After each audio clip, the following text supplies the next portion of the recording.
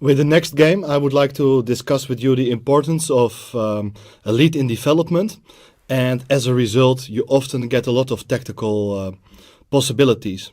That's of course very important to realize that whenever you're playing, to spot whenever your opponent is making, let's say, a lousy move, he's making a pawn move which is not really needed, or he's playing for the second time with the same piece, ignoring king safety by keeping it in the center, or all those kind of moves which are not contributing to your development. You should really try to punish them in a very effective manner. The following game, played by myself in the Dutch League in 2017, is a nice example where black, of course I'm playing against a good player, Siebold Strating is like 2300 player from the Netherlands, and he's ignoring those kind of rules. He also of course knows that such rules exist, but he got a little bit over ambitious. And let's see how things are working out. I'm playing with white, d4, d5, c4, c6. So we have a Slav opening. This is all kind of normal. So here, a lot of options for black. Normal developing moves like bishop f5 and bishop g4 are quite common to follow up with the move e6. You can also continue with the move a6, e6 right away. It's also an option. But the move a6 is leading to the so-called Chebanenko Slav.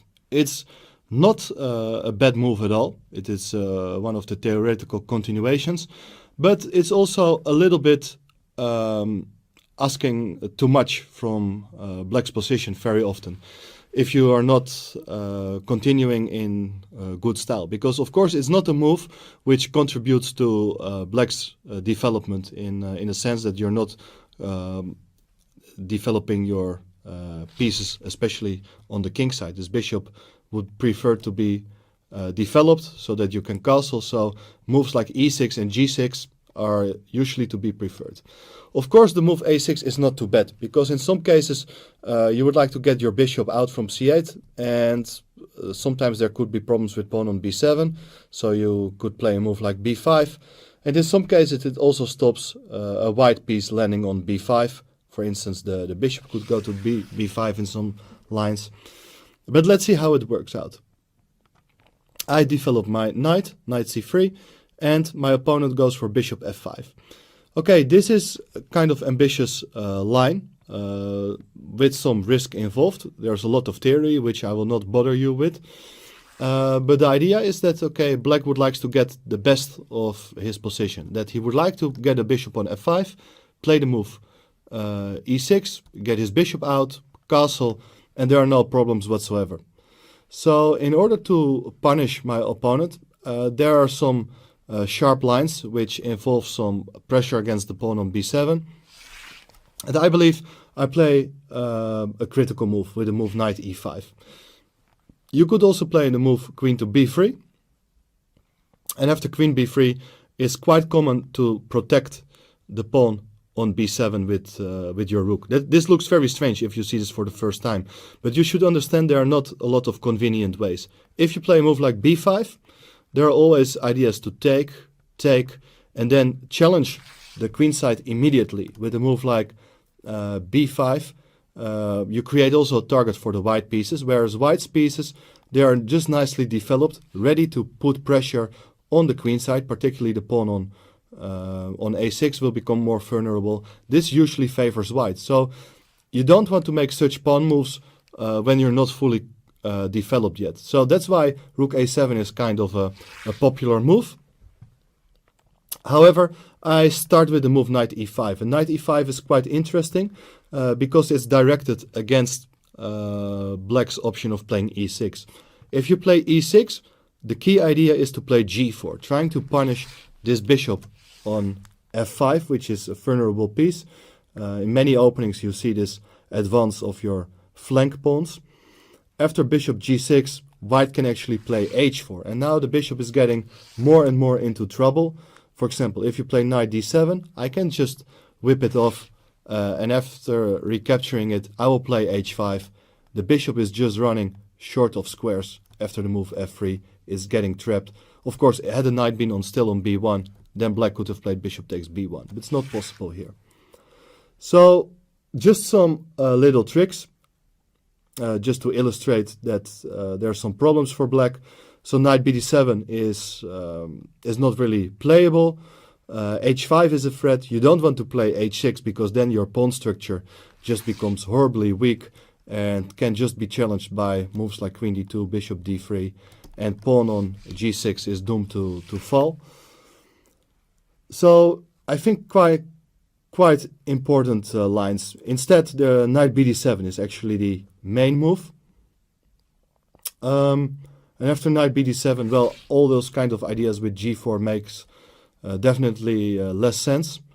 For instance, if you go g4, I can just take on e5, and after d takes e5, there's knight takes g4.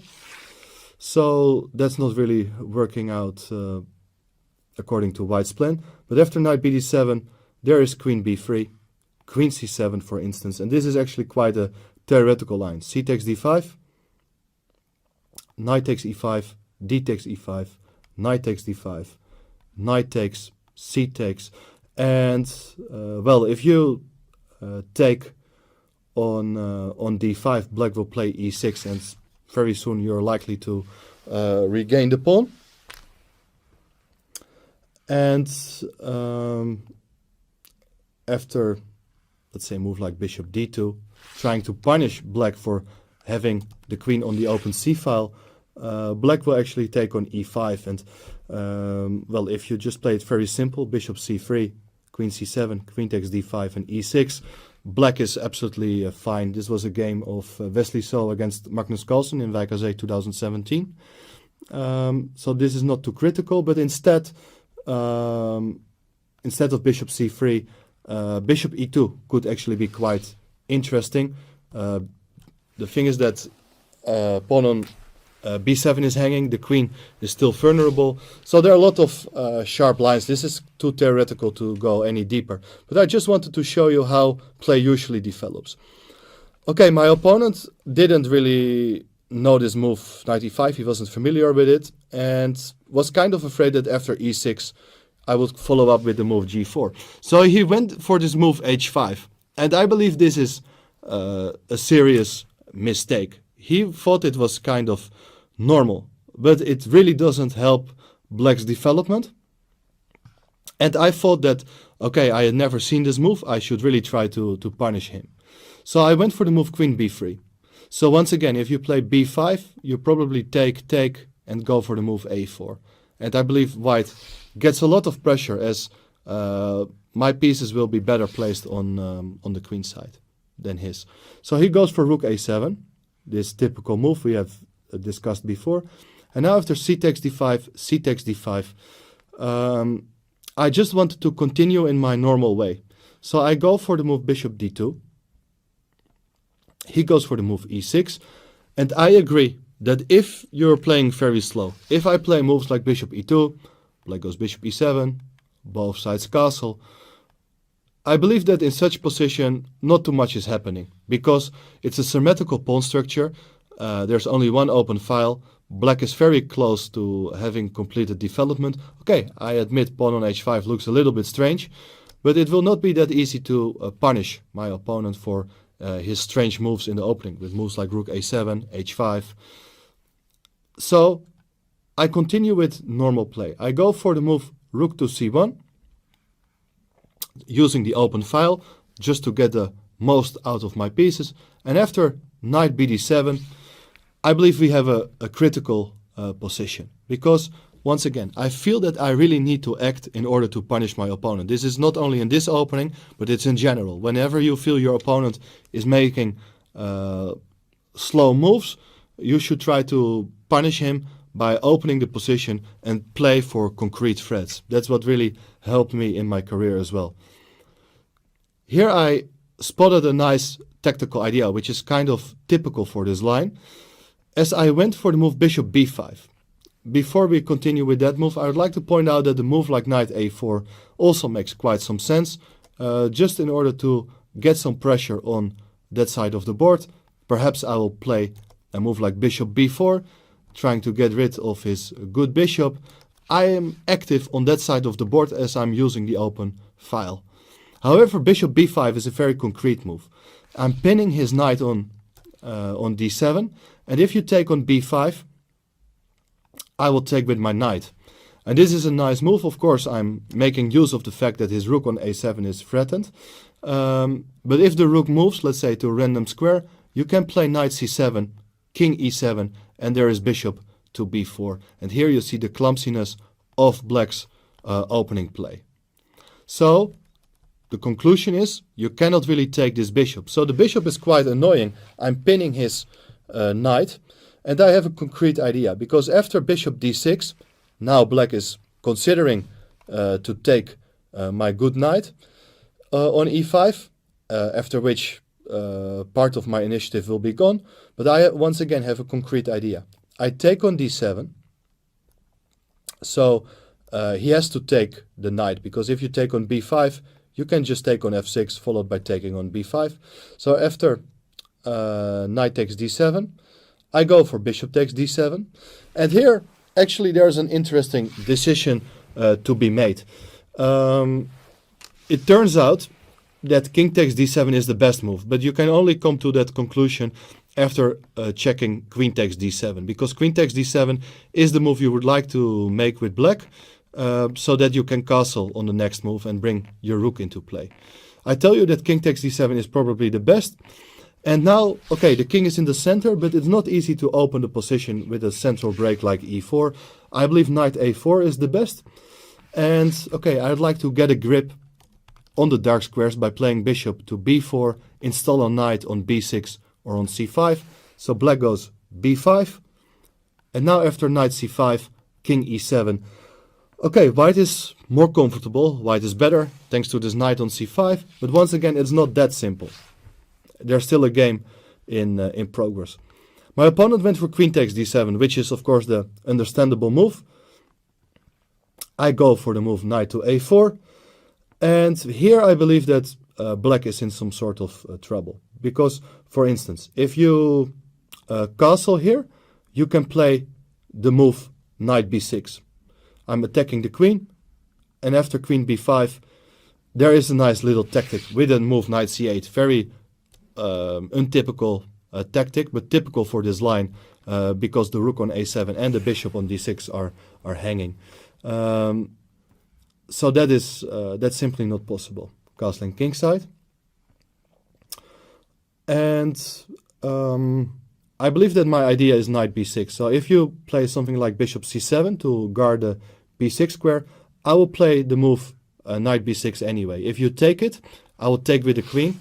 The rook is attacked, and I'm very fast infiltrating on the c file, on the 7th rank. So here you see also the importance of having played very quickly, first bringing the rook to the open file rather than castling kingside earlier on. But after knight to b6, you're not forced to take. But let's say you move the queen, you need to keep the bishop protected. So let's say queen d8. I will play the move queen a4 check, forcing the king to stay in the center. And now after, let's say something like bishop a5, I'm intending to get a grip on the dark squares. After bishop takes b6, idea is to play queen to b4. Although after queen to d6, I will take on b6, take. I will win a pawn, because after the rook moves, I will play rook c7 and take on b7. Probably white is better, but still not that easy. This is what black should have done. But let's see what happens in the game, because black went for the move bishop e7. So you see already, he has played a lot of ambitious moves. He has played the move h5, which is not a developing move. He has played his move a6 and rook a7. King is still in the center, and now he is going back with his bishop from d6 to e7. This looks like you're asking too much from the position. And I really wanted to punish my opponent, but I didn't see. You need to look for tactical opportunities here. It's white to play and find the best move. Of course, I wanted to play this move knight to b6. It's the first move I look at, because if you go to d6, I will play knight c8 with another knight fork. And if you go to d8 instead, I will play rook c8. So in all those lines I'm making use of my lead in development. So the only move here is queen to b5. So in general you should always look at forcing moves. This is what I've been discussing in my calculation DVD. You should play the move rook c8, very typical. Bishop d8 is the only move. And here I felt a bit uncomfortable as I didn't see a good follow-up. But there is a key move here which I missed and should have played, as I should have avoided the exchange of queens in my calculations just by going aside with my queen to a3. This is an absolutely a key move, keeping the king in the center. It's a general rule of thumb to keep this king in the center, not allowing it to castle. Now you're completely dominated by my major pieces. My king is in the center as well, but look at the difference in activity between my major pieces and his major pieces. And the point, of course, is that you cannot really take on b6 because there is bishop a5 with an immediate tactic deciding the game, winning material. So it's a pity. I just missed this move queen a3. Although I was really sensing that there should be something wrong, I invested a lot of time to make things work, but the problem is I didn't see it. That's a pity. I played the move bishop a5, which I thought was also kind of reasonable, but however, in this case black is able to castle. I am definitely better, and I made some mistakes later on, but I won a nice game. I'm still having an advantage, and I'm ready to bring my king into safety, use the c-file, but my advantage is not as big as it should have been. I hope this game gives you some, it let ring some alarm bells. That's actually what is the lesson learned from this example. You should sense that some moves, they are not really helping your opponent's development.